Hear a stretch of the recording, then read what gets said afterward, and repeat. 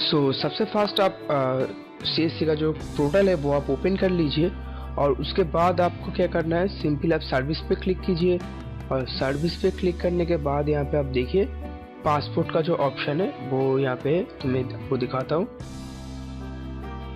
यहाँ पे आप देख सकते हैं पासपोर्ट सर्विस पे जाके क्लिक कर दीजिए पासपोर्ट सर्विस और पाइए और देखिए यहाँ पे क्लिक करने के बाद सबसे फास्ट आपको जो है RPO सिलेक्ट करना है। मैं वेस्ट बंगाल से हूँ तो इसलिए मैं कोलकाता सिलेक्ट करूंगा। आप भी अगर वेस्ट बंगाल से है तो आप भी कोलकाता सिलेक्ट कर लीजिए और नहीं तो आप दूसरा स्टेट से है तो आपका जो RPO ऑफिस है वही आप सिलेक्ट कर लीजिए। यहाँ पे मैं कोलकाता सिलेक्ट कर रहा हूँ। उसके बाद गो टू पासपोर्ट सेवा। देखिए यहाँ पे क्लिक करने के बाद ये ऑलरेडी ओपन हो गया। फास्ट जो ऑप्शन है वो है अप्लाई फॉर फ्रेश पासपोर्ट, री इशू और पासपोर्ट। हमें अगर नया अप्लाई करना है फ्रेश पासपोर्ट पे क्लिक करना है। पासपोर्ट पे क्लिक कर रहा हूँ और यहाँ पे क्लिक करने के बाद जो ऑप्शन आता है वो है click here to fill the application form online. हमें ऑनलाइन फिलअप करना पड़ेगा, इसलिए हम ऑनलाइन पे क्लिक कर रहे हैं। और देखिए यहाँ पे पासपोर्ट का जो पेज ओपन हो गया। यहाँ पे फर्स्ट जो ऑप्शन आता है वो है अप्लाइंग फॉर। ये फ्रेश पासपोर्ट है इसलिए फ्रेश पे क्लिक कर रहा हूँ और टाइप ऑफ एप्लीकेशन मैं नॉर्मल सिलेक्ट कर रहा हूँ। यहाँ पे नॉर्मल तो तत्काल दोनों का ऑप्शन है, आप नॉर्मल सिलेक्ट करेंगे अगर आपको ज्यादा अर्जेंट नहीं है इसलिए। उसके बाद देखिए type of passbook booklet 36 page और 60 पेज। ये 36 पेज और 60 पेज में जो होता है यह पासपोर्ट का जो आपको पेमेंट का ऑप्शन है। इसमें आपको मतलब 36 पेज करेंगे तो आपको 1500 रुपया पे करना पड़ेगा, 60 पेज करेंगे तो आपको ज्यादा पे करना पड़ेगा। नॉर्मली मैं 30 पेज ही क्लिक करता हूँ। उसके बाद देखिए नेक्स्ट, और नेक्स्ट करने के बाद यहाँ पे जो है मतलब जो कैंडिडेट है उसका नाम देना पड़ेगा। और यहाँ पे देखिए राइट साइड पे जो पॉलिसी है वो यहाँ पे लिख दिया है first name plus middle name. उसके बाद एग्जाम्पल अगर आपको यह डॉक्टर या मिस्टर यहाँ पे कुछ नहीं लिखना है, जस्ट नाम लिखना है। और उसके बाद अगर लिख रहा हूँ और सब ऑल कैप्स पे फिल कर लीजिए। देखिए अनिल और सरनेम जो है वो है इसका दास। यहाँ पे do you want to provide your name in Hindi, मैं नो कर दिया। जेंडर जो है मेल पे सिलेक्ट कर रहा हूँ और यहाँ पे अदर्स जो नेम है वो no. Have you ever change your name, no. उसके बाद देखिए date of birth, date of birth मैं सिलेक्ट कर रहा हूँ। ये जो पासपोर्ट का जो फॉर्म फिलअप है ये आप ठीक से कर लीजिए, बहुत इंपॉर्टेंट चीज है ये। गलत भी हो गया तो कस्टमर का जो पासपोर्ट है वो डॉक्यूमेंट्स के साथ मैच नहीं करेगा तो वो रिजेक्ट हो सकता है, तब आप प्रॉब्लम में आ जाएंगे। इसलिए मैं बोल रहा हूँ कि आप ठीक से फिल कर लीजिए। उसके बाद स्टेट सिलेक्ट कर रहा हूँ मैं, डिस्ट्रिक्ट, मैरिटल स्टेटस। उसके बाद देखिए यहाँ पे citizenship of Indian by birth, registration और डिसेंट। तो यहाँ पे जो जनरली यहाँ पे इंडियन सिटीजनशिप है इसलिए बर्थ पे ही ऑटोमेटिकली सिलेक्ट हो जाएगा। इसलिए आप बात पे भी सिलेक्ट कर दीजिए। और उसके बाद आता है पैन इफ अवेलेबल। अगर जो कैंडिडेट है उसका पास पैन कार्ड है तो आप पैन कार्ड के नंबर यहाँ पे इनपुट कर दीजिए। और अगर नहीं है तो ये मैंडेटरी नहीं है, वो आप छोड़ सकते हैं। मैं यहाँ पे दे रहा हूँ कैंडिडेट का जो नंबर है। और उसके बाद देखिए यहाँ पे वोटर ID कार्ड, वो भी अगर अवेलेबल है तो उसका भी नंबर यहाँ पे डाल दीजिए। मैं यहाँ पे नंबर डाल रहा हूँ। इसमें ऑप्शनल है लेकिन अगर आप सभी डॉक्यूमेंट्स को फिल कर देंगे तो ये जो कस्टमर का जो पासपोर्ट है ये बहुत इजी से बन जाएगा। मतलब डॉक्यूमेंट्स पे इसका हैरेजमेंट नहीं रहेगा। नहीं तो अगर आप इसको फिल नहीं करेंगे, कस्टमर के पास अगर ये डॉक्यूमेंट्स अवेलेबल है तो ये जब वेरिफिकेशन में ऑफिस में जाएगा तो इसका प्रॉब्लम हो सकता है। इसलिए मैं बोल रहा हूँ अगर कस्टमर का पास ये आप डॉक्यूमेंट्स पूछ लीजिए, अगर उसके पास है तो ये आप फिल कर दीजिए। उसके बाद देखिए एम्प्लॉयमेंट टाइप ये क्या करता है। इसका देखिए यहाँ पे जो कैटेगरी है government, PSU, statutory body, related government servant, private, home maker, not employed, student, self employed और प्राइवेट सर्विस, ऑनर्स, पार्टनरशिप। ये बहुत सारा कैटेगरी है। अगर इसमें से कैटेगरी आपको मिल गया तो आप सिलेक्ट कर दीजिए, नहीं तो आप आधार भी कर सकते हैं। तो मैं यहाँ पे सेम एम्प्लॉयड कर रहा हूँ। और ये either if your parents in case minor, spouse, government service. यहाँ पे नो। इस कैंडिडेट का मतलब पेरेंट्स जो है वो उसका मिडिल नेम है तो वो आपको यहाँ पे लिखना होगा। मैं यहाँ पे एलिमेंट सबमिट नहीं करता है इसलिए मैं नो कर दिया। एजुकेशन क्वालिफिकेशन जो है यहाँ पे देखिए ग्रेजुएट और अबव, 5th पास और less, between 6 and 9th standard, 10 पास। तो यहाँ पे मैं 5th पास और लेस कर रहा हूँ।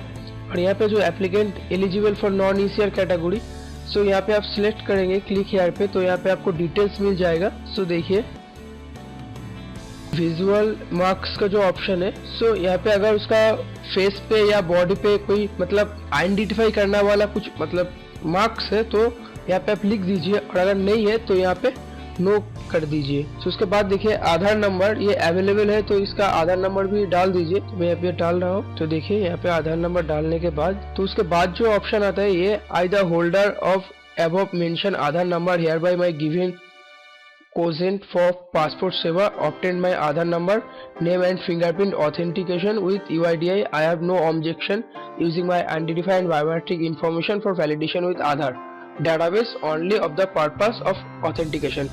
So यहाँ पे पूछ रहा है कि आपका जो आधार नंबर आपने डाल दिया तो उसके बाद आपका फिंगरप्रिंट या बायोमेट्रिक लेने में आपका कुछ प्रॉब्लम या इशू है तो नहीं। तो अगर इशू है तो यहाँ पे आप नो कर दीजिए, अगर इशू नहीं है तो यस कर दीजिए। तो मेरा जो सजेशन है आप सिंपली आधार नंबर यहाँ पे डालेंगे तो यहाँ पे ESC कर दीजिए, नहीं तो ये आपको बाद में दिक्कत हो सकता है। सो उसके बाद इसको अब नेक्स्ट कर दीजिए, और देखिए नेक्स्ट करने के बाद यहाँ पे जो सिंपल आता है वो है father name, mother name, guardian name. So यहाँ पे जो फादर नेम है वो फर्स्ट डाल दीजिए। सो फर्स्ट नेम और मिडिल नेम डालना है फर्स्ट लाइन पे, और सेकेंड लाइन पे जो सरनेम डालना है। सो यहाँ पे गार्जियन नेम पूछ रहा है। सो अगर गार्जियन नेम है तो यहाँ पे गार्जियन नेम डाल दीजिए।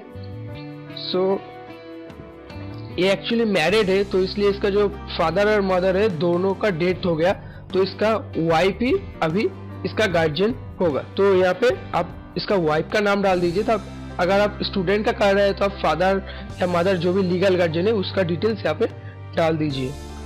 तो मैं इसका वाइफ का डाल रहा हूँ क्योंकि इसका फादर और मदर दोनों का डेथ हो गया। तो देखिए उसके बाद स्पाउस नेम भी आ गया, तो यहाँ पे भी मैं इसको डाल रहा हूँ। तो उसके बाद सेव माय डिटेल्स और नेक्स्ट, और यहाँ पे देखिए थर्ड जो ऑप्शन आ गया। सो यहाँ पे है is your present address out of India, no residence science. आप कब से यहाँ पे रह रहे हैं इसी एड्रेस से।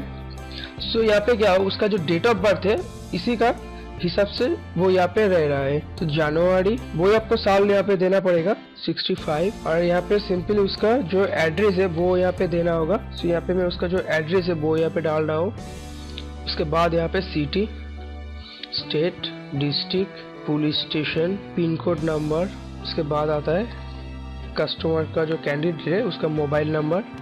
उसके बाद आता है टेलीफोन नंबर और ईमेल आईडी। तो इसका टेलीफोन नंबर और ईमेल आईडी भी नहीं है, तो इसको आप स्क्रॉल कर लीजिए। और यहाँ पे देखिए परमानेंट एड्रेस भी सेम है या नो वो पूछ रहा है, तो यहाँ पे यस कर दीजिए क्योंकि इसका सेम एड्रेस है। उसके बाद सेव माय डिटेल्स। उसके बाद यहाँ पे नेक्स्ट। सो यहाँ पे ईमेल एड्रेस डालने के लिए बोल रहा है कि अगर आपके पास ईमेल एड्रेस है तो यहाँ पे आप डाल दीजिए, क्योंकि उसमें आपको अलर्ट जो नोटिफिकेशन है वो मेल पे आ जाएगा। अगर आपने नहीं दिया तो वो आपको मिस हो सकता है। सो यहाँ पे मैं सिंपली नेक्स्ट कर रहा हूँ और ओके करके नेक्स्ट पेज पे चला जाता हूँ। तो यहाँ पे देखिए नेम, एड्रेस, मोबाइल नंबर। यहाँ पे आपको इमरजेंसी कॉन्टैक्ट नंबर देना होगा, वो आप फैमिली मेम्बर का भी दे सकते हैं या आप दूसरा या आपका रिलेटिव है वो उसका भी आप दे सकते हैं। सो मैं यहाँ पे उसका जो सॉन है उसका नंबर दे रहा हूँ और डिटेल्स। सो उसके बाद यहाँ पे सेव माय डिटेल्स और उसके बाद नेक्स्ट। सो यहाँ पे आपको रेफरेंस देना होगा, फर्स्ट और सेकंड दो रेफरेंस आपको चाहिए।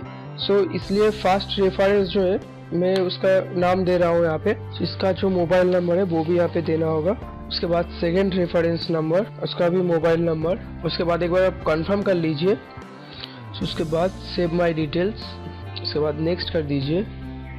और देखिए यहाँ पे जो डिटेल्स और previous current diplomatic office passport details available. So यहाँ पे नो, क्योंकि इसका पहले कुछ पासपोर्ट डिटेल्स नहीं था, ये फ्रेश है। सो यहाँ पे देखिए नेक्स्ट ऑप्शन है have you ever applied the for passport but not issued. ऐसा पहले अप्लाई किया था लेकिन वो इशू नहीं हुआ। सो ऐसा कुछ नहीं है, तो यहाँ पे नो। उसके बाद सेव माई डिटेल्स, उसके बाद नेक्स्ट। और उसके बाद जो आधार डिटेल्स में है ये यहाँ पे आपको क्रिमिनल एक्टिविटीज के बारे में पूछ रहा है, तो ये सब अब डिटेल्स ठीक से पढ़ लीजिए। उसके बाद यहाँ पे मेरा जो सजेशन है अब सब में नो नो करके इसको निकल जाइए, नहीं तो अगर एक भी क्रिमिनल एक्टिविटीज आपका पहले से है तो ये पासपोर्ट मतलब इशू नहीं होगा, ये रिजेक्ट हो जाएगा। और अगर आप ऑनलाइन पे पहले यहाँ पे यस कर दिया तो यहाँ पे आपको वेरिफिकेशन से ये पासपोर्ट रिजेक्ट हो जाएगा। सो यहाँ पे मेरा सजेशन है सब पे आप नो कर दीजिए, उसके बाद यहाँ पे सेव माय डिटेल्स करके नेक्स्ट कर दीजिए। और देखिए आपका जो पासपोर्ट का इंटरफेस वो कुछ ऐसा होगा। सो यहाँ पे देखिए फर्स्ट नेम लास्ट नेम जो एड्रेस है, सो उसके बाद आपको क्या करना है, नेक्स्ट करना है। और नेक्स्ट करने के बाद यहाँ पे प्लेस पे जाके यहाँ पे जहाँ से अप्लाई हो रहा है उसी प्लेस का ऑप्शन यहाँ पे देना है। और उसके बाद यहाँ पे आई एग्री करके सेव माय डिटेल्स। उसके बाद यहाँ पे यस, देखिए यहाँ पे जो yes I wish enrol the passport सेवा SMS सर्विस, तो आई एग्री पे फॉर 45 ओनली। सो यहाँ पे आपको एक्स्ट्रा 45 रुपीज पे करना होगा आपको, अगर आपके मोबाइल पे SMS अलर्ट चाहिए कि वो पासपोर्ट का मतलब स्टेटस क्या है। तो मेरे हिसाब से ये बेस्ट ऑप्शन है कि आप इसको 45 रुपीज, ये ज्यादा नहीं है, आप इसको यस करके आप एक्टिवेट कर लीजिए। सो देखिए उसके बाद जो आता है यहाँ पे जो insurance additional benefits for passport application, so यहाँ पे मुझे और दूसरा कुछ नहीं चाहिए, तो मैं यहाँ पे सिंपली नो कर रहा हूँ। सो नो करने के बाद यहाँ पे सेव माय डिटेल्स। और अगर आपको प्रीव्यू चेक करना है तो आप यहाँ से चेक कर सकते हैं। ये देखिए सारा जो डिटेल्स है सब बैक करके इसको चेक कर सकते हैं। इसके बाद फिर से आप इस पे यस करके यहाँ पे आप नो करके पे एंड सबमिट पे क्लिक कर दीजिए। और पे एंड सबमिट पे क्लिक करने के टाइम पे यहाँ पे देखिए आपका जो CSC वॉलेट है वो यहाँ पे ओपन हो जाएगा। और इसमें जो देखिए unable to process the request please after some time, so यहाँ पे मैं क्लिक करके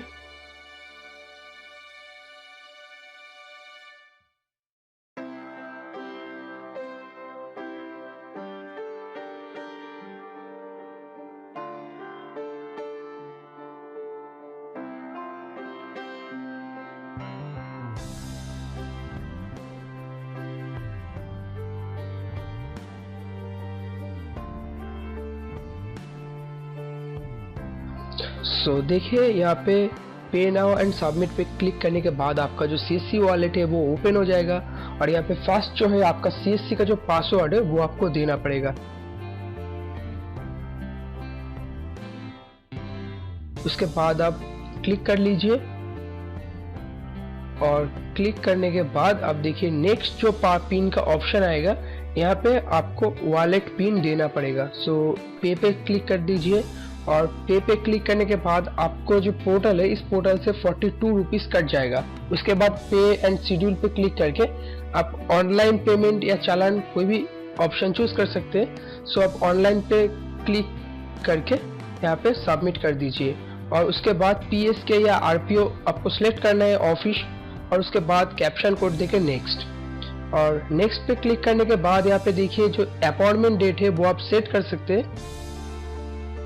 सो यहाँ पे देखिए जो ग्रीन कलर का बॉक्स है वो डेट मतलब फ्री है, आप उस डेट को चूज कर सकते हैं। सो कैंडिडेट को आप पूछ लीजिए उसको किस डेट पे जाना है अपॉइंटमेंट के लिए, सो आप वही डेट सिलेक्ट कर दीजिए। और उसके बाद पे एंड बुक अपॉइंटमेंट करके क्लिक कीजिए। और देखिए उसके बाद आपका जो नेट बैंकिंग फैसिलिटी है वो ओपन हो जाएगा। सो आपका जिस बैंक पे अकाउंट है उस बैंक को सिलेक्ट कर लीजिए। उसके बाद मेक पेमेंट। और मैंने मेरा जो नेट बैंकिंग है वो थोड़ा स्किप कर दिया। उसके बाद देखिए पेमेंट सक्सेसफुल होने के बाद यहाँ पे क्लिक हेयर पे क्लिक कर दीजिए।